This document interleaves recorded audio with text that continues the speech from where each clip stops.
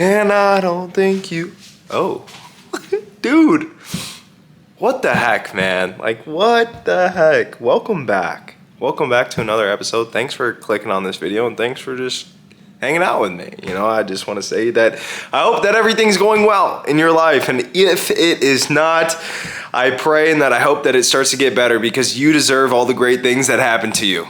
Like, I truly do mean that, even if I don't know you, and even if you don't know me, and this is the first time that you're clicking on one of my videos. It's pretty cool. I do have to say. If you don't know who I am or what I do, this is just a documentation of my life where I just talk in front of the camera. I talk about life lessons that I wish that I knew when I was younger, so I could have avoided a lot of, bad and harmful things that, that led me down a path that was not only destructive, but just very much emotionally led, emotionally driven, and a lot of self-sabotage, and unfortunately, sometimes we have to experience those things in order for us to actually grow and to avoid them in the future, so that we can not only, help ourselves step into a different shed of light, but also help and guide others so that they don't necessarily make the same mistakes that I had to make. And, it's one of those things that's pretty cool that I'm able to sometimes remove myself from, the work that I'm doing or one of those things, and actually just look at the growth that I've personally made. And, it is a pretty cool experience, just being able to watch yourself grow up in real time and slowly mature and slowly, choose healthier and more positive habits that are going to benefit the future life that you are trying to build. And it's one of those things like, dude, everything that we do on a daily basis matters, even if it's positive or negative, it all adds up in the column of the things that we've done, right?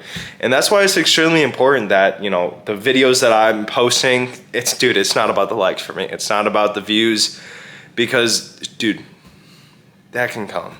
But if I can make one person have a different impact or a different outlook to choose to better their life, better themselves, to become the best individual that they can be, to draw closer to God, that is part of my purpose, ultimately.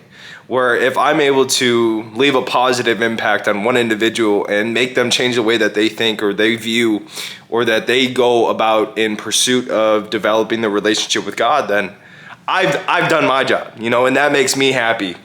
It's never going to be about money. It's never going to be about having millions of followers. It's never going to be about like having thousands of people view my stuff. It's about making a difference in one person's life.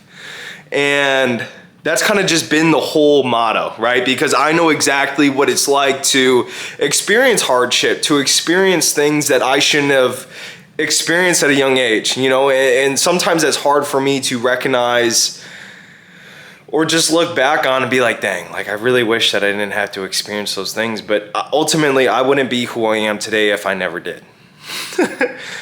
So it's kind of a blessing, but it's also a curse at the same time, because how different could my life have been, but also how amazing my life is now. Knowing what I know, knowing the mistakes and the challenges that I had overcame. Like, it is pretty cool. And, with that being said, I just want to serve this as a reminder that, you are capable of doing a lot of amazing things in life. Even if it's something that, nobody in your family went to college or graduated college. Like, you can be that first individual.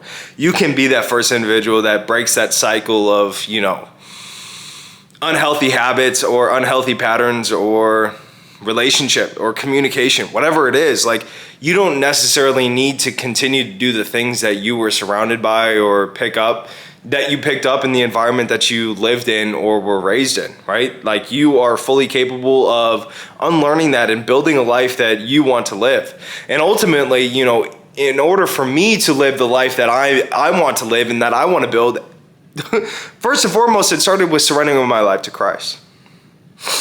And I truly mean that. Like, without him, I am utterly nothing, and I will continue to be nothing, because, he is the way. And I love him so much. And it's one of those things that being able to wake up when we do and being able to experience the gift of life, like that is all the motivation that I need, that God saw me and he removed me from, temptation. He removed me from bad environments. He removed me from a lot of things to draw closer to him. And, sometimes it was hard in that moment to see the bigger picture, to see like, why was the situation that I was going through so draining? Why was that situation so hard for me to remove myself? And ultimately, I think it comes down to we as humans, we live in an environment or a situation for so long that it becomes normal. So like when we try to remove ourselves and when we try to step away from it, it almost seems impossible because that has been deemed normal. So when God was calling me to draw closer to him, it was extremely hard to give up a lot of the things the way that I thought, because it was very selfish, inwardly thinking.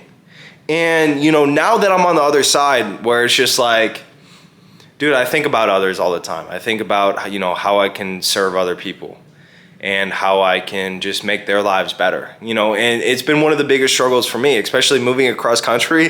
Like I moved across country 7 months ago, almost, give or take. In like a week and a half, it'll be 7 months. But dude, each and every single day it's been hard.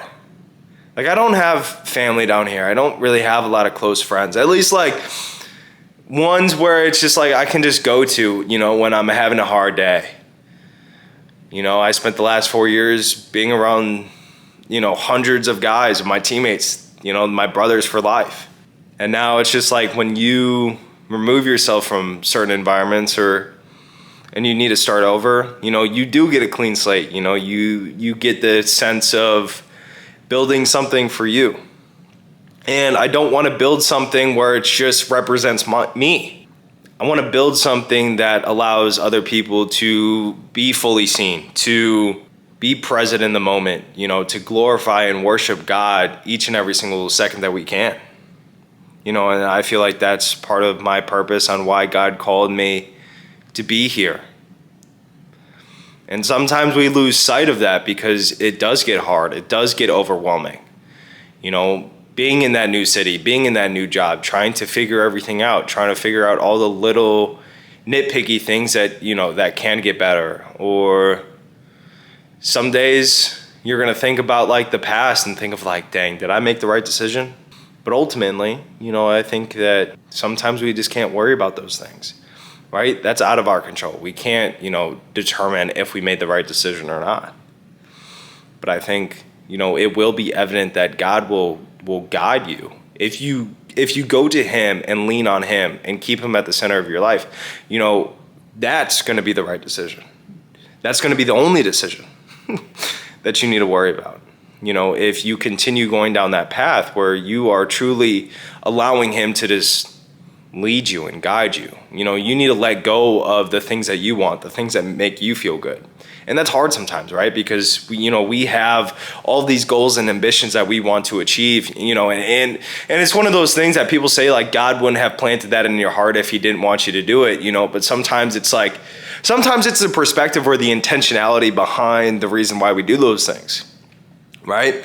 Because if it's not going to bring praise to God or his kingdom or to make heaven crowded, then what are you realistically trying to do? What is the intention behind your actions? What is the intention behind the thing that you want to build? Because if it's inwardly focused, is that really going to be sustainable for longevity? It's just something to think about. Anyways, man, like happy stinking Resurrection Sunday, man. Like it is super duper cool that we serve a loving God that died on the cross for us, that, continues to love us despite all our hardships.